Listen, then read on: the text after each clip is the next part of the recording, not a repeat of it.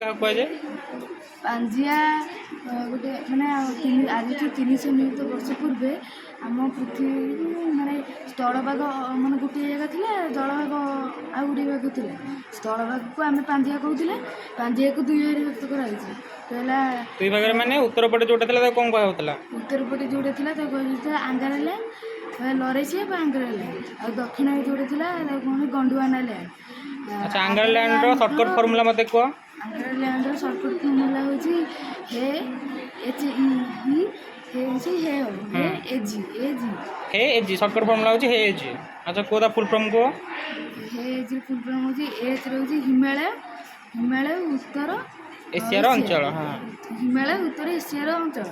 आ जे ई रे होची यूरोप ए रे होची उत्तर अमेरिका आ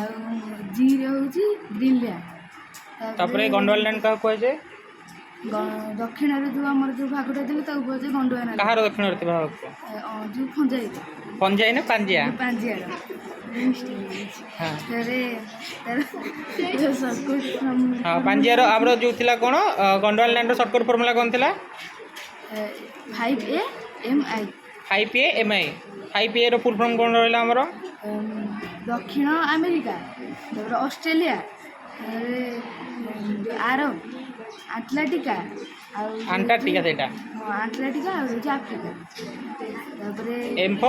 M4 होची मालगासी तापर I4 होची भारत इंडिया उपद्वीपीय भारत।